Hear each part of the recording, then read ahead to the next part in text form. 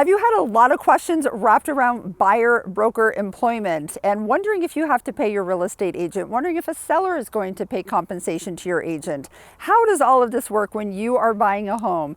Well, guys, stay tuned for today's video. I'm going to give you a really good overview of how this affects you when you're buying your home in 2025 and what some of those changes are that went into effect in August 2024 throughout the United States. So stay tuned for today's video.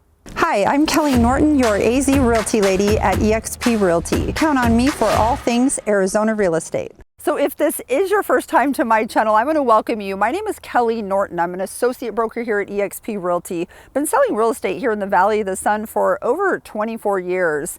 And I'm also a Valley native. Guys, there's been a ton of changes with the real estate process and how it works for buyers and sellers. And what does this all mean for you as a consumer and a buyer that might want to buy a home in Arizona or anywhere in the United States? Well, we're going to talk about that today. So number one, a lot of people think that if they're talking to an agent in Arizona, that this is only an Arizona specific law. It is not. So this is going to be no matter where you purchase in the United States, these things are going to apply.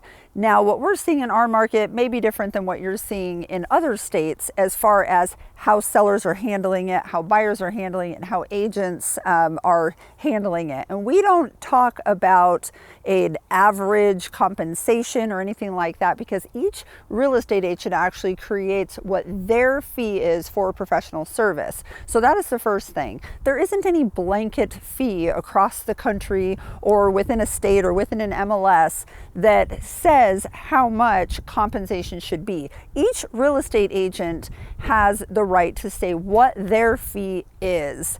And so the way that this used to happen is that buyer broker agreements have been around for a really long time. And some agents use them and some agents didn't. So number one, it's now mandatory.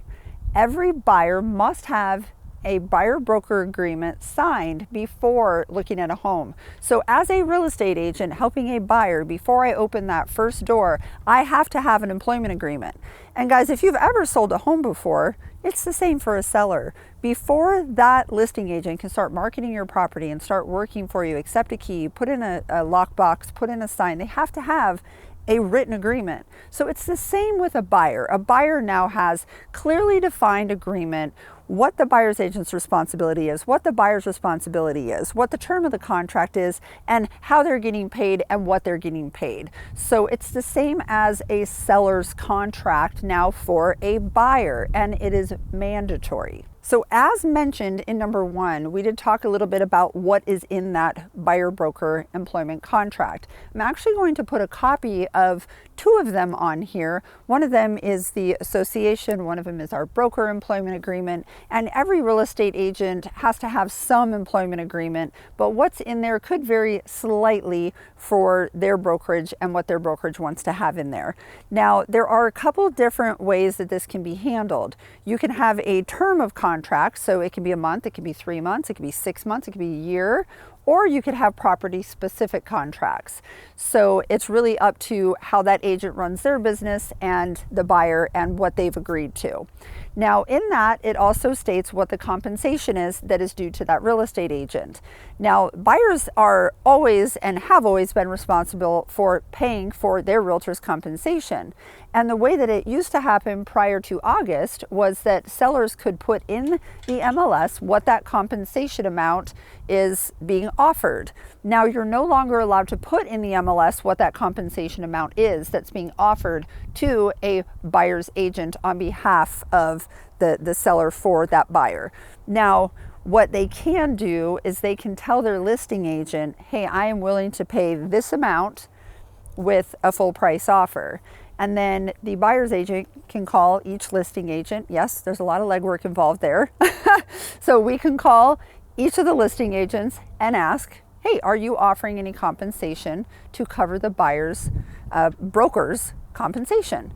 And so many of them say, hey, you know what, send over an offer and it's negotiable. It's always been negotiable. And now we have a document that we just send over with the contract asking that seller to pay for that compensation. And I would say about 95% of the time we are getting our full fee, our full compensation paid for by the seller when we are on our team, when we are writing those offers. And guys, it's a negotiation, right? If the seller comes back and says, no, I don't want to pay that compensation, the buyer has the right to say fly a kite, or the buyer can come back and say, great, let's go ahead and adjust the price, because this is all a negotiation. Everything is kind of built in and negotiated. The same as home warranties, the same as closing costs, the same as asking for appliances, the same as a closing date. All of these terms within a contract are negotiable. And so we are just negotiating the compensation that we would ask the seller to pay for your agent. Now, there is something in your buyer broker agreement that you have the option to not look at a home if it's not offering to cover your compensation. So as a listing agent, when I'm meeting with a seller, I make sure that they know that, hey, if you are not going to offer compensation, there could be a lot of buyers that have checked that box on their buyer broker employment agreement that says they do not want to look at any home where compensation is not being covered for their real estate agent. So it's in a seller's best interest to really look at that and say, hey, do I want my home to be shown to the masses? Do I only want it to be shown, to a smaller number? So I think this is part of the thing that contributes to us being able to get this negotiated, is because I think a lot of the listing agents are showing a seller what this agreement actually says. And one of the boxes and options is that you as a buyer don't have to look at the house if your compensation is not going to be covered. So sellers are now kind of starting to be aware of that and really want to still get their home sold. If it's a motivated seller, they're going to want to negotiate the contract and try and work things out. So there is that. So it's in your best interest to have your own representation and the seller to have their own representation. Now, what a lot of buyers have said in the very, very beginning was, well, should we just go directly to the listing agent?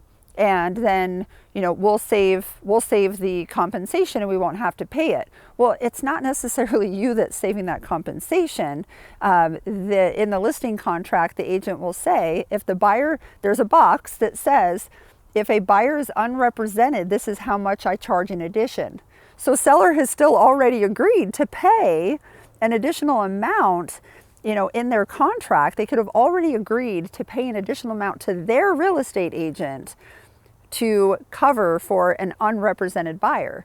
So you're not getting representation and you're not getting any financial break when that happens. So it's in your best interest, have your own representation, someone that's going to fight for you and look after your best interest. So if you guys have any more questions on this, and this is always a conversation that we have with all of our buyers, if you have more questions on this, let us break it down for you. We'll go over the document together. We're happy to do that. Again, I'm Kelly Norton, and I'm known as the AZ Realty Lady. I'm the owner of the Arizona Living Group, and my team and I are here to help you with your relocation or buying or selling here within the Phoenix area. Thank you so much for watching. Don't forget, subscribe to the channel and click that little bell. That way you are notified when we put up new videos. Calling or texting is the best way to reach us, but you can also go on the website and hit contact us. It's ArizonaLivingGroup.com. And check us out on Instagram as well. We have the information on screen. Thanks, guys. Bye-bye.